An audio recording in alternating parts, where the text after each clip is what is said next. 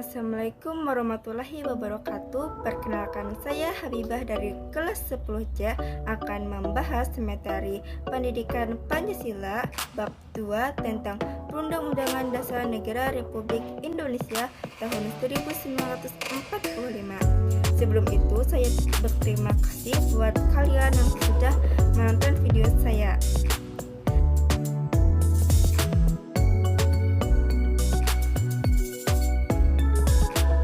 Undang-Undang Dasar Negara Republik Indonesia tahun 1945. Baik, kita mulai dari konstitusi. Konstitusi UUD NKRI tahun 1945. Konstitusi merupakan pernyataan tentang bentuk dan susunan berdiri sebuah negara yang dipersiapkan sebelum atau sesudah berdiri sebuah negara. Konstitusi merupakan hukum yang paling tinggi serta paling fundamental, sifatnya dengan tujuan untuk mencapai dan mewujudkan tujuan tertinggi bernegara. Dalam konteks negara Indonesia, tujuan tertinggi bernegara adalah seperti yang tertuang dalam pembuatan UUD NRI tahun 1945, yaitu melindungi bangsa Indonesia dan semua tumpah darah Indonesia, memajukan kesejahteraan umum, mencerdaskan kehidupan bangsa, dan ikut melaksanakan ketertiban dunia. Ada dua macam konstitusi, yakni konstitusi tertulis dan tidak tertulis. Konstitusi tidak tertulis sering disebut juga konvensi.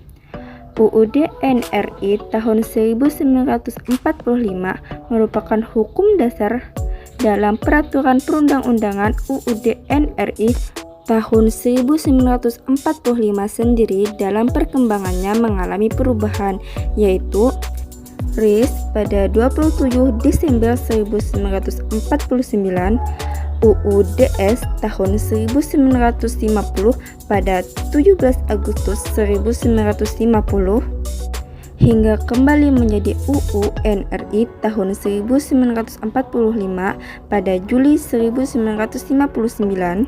UUD NRI tahun 1945 mengalami perubahan sebanyak 4 kali. Yang berikutnya ada UUD NRI tahun 1945 dalam kehidupan sehari-hari. Pasal dalam UUD NRI tahun 1945 itu banyak yang langsung bersentuhan dengan kehidupan sehari-hari, antara lain yaitu pasal 27 berkaitan dengan hak dan kewajiban warga negara, pasal 28, 28A, 28B, 28C, 28D, 28E, 28F, 28G, 28H, 28I, dan 28J berkaitan dengan pemenuhan hak asasi manusia, yaitu HAM. Pasal 2 berkaitan dengan jaminan beragama, pasal 30 berkaitan dengan bela negara, pasal 31 dan 32 berkaitan dengan pendidikan dan kebudayaan, dan terakhir, pasal 33 dan 34 berkaitan dengan perekonomian nasional dan kesejahteraan sosial. Selanjutnya ada norma. Norma menurut KBBI memiliki dua makna, yaitu aturan atau ketentuan yang mengikat warga kelompok dalam masyarakat, dan yang kedua, aturan, ukuran, atau kaidah yang dipakai sebagai tolak ukur untuk menilai atau memperbandingkan sesuatu. Ada 4 jenis norma, diantaranya yang pertama, norma susila, aturan pergaulan dalam masyarakat yang bersumber dari hati nurani manusia yang berkaitan dengan pemahaman baik dan buruk yang ada dalam kehidupan masyarakat, seperti pergaulan antara pria dan wanita. Yang kedua ada norma sosial, aturan pergaulan dalam masyarakat yang menata tindakan manusia dalam pergaulan dengan sesamanya, seperti bagaimana berbicara dan bertindak dengan sopan. Yang ketiga, norma agama, aturan pergaulan dalam masyarakat yang bersumber dari ajaran agama. Dan yang terakhir adalah norma hukum, yaitu aturan atau pergaulan dalam masyarakat yang berasal dari peraturan yang dibuat oleh pemerintah dan atau DPR di berbagai tingkatan. Yang berikutnya ada hubungan Pancasila dan UUD NRI tahun 1945. Pancasila ditempatkan sebagai sumber dari segala sumber hukum negara sesuai dengan pembukaan Undang-Undang Dasar Negara Republik Indonesia tahun 1945.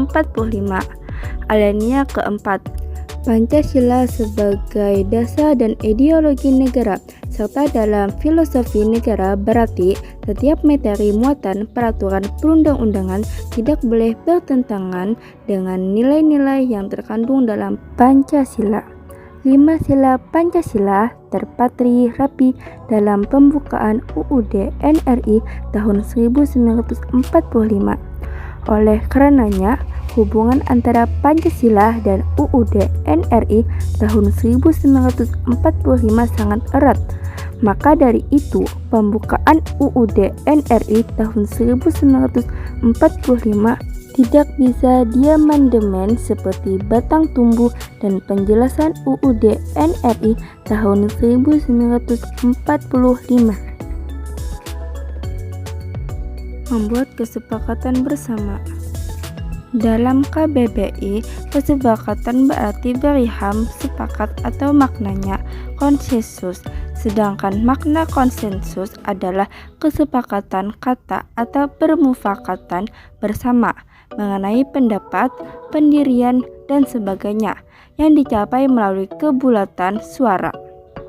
Kesepakatan bersama bisa terjadi antara dua orang atau lebih.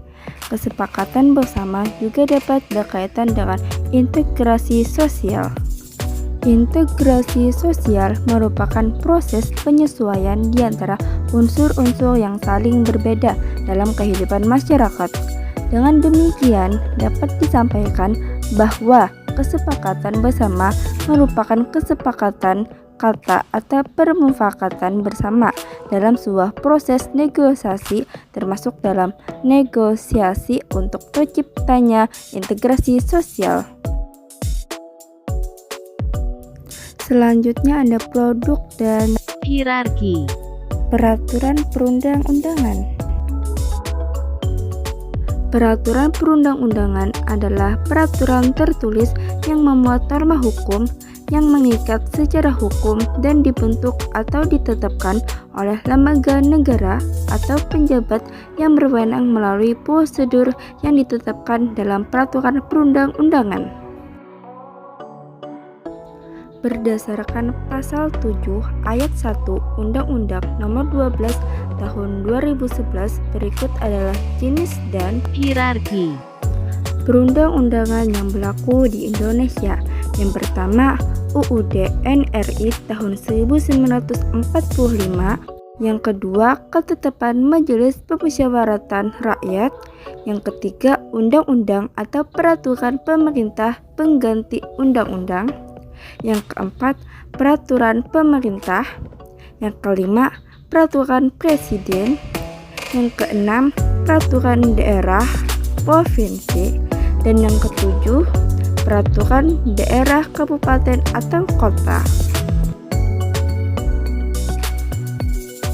Selain 7 jenis peraturan perundang-undangan di atas, Pasal 8 Undang-Undang Nomor 12 Tahun 2011 juga mengakui jenis perundang-undangan lainnya.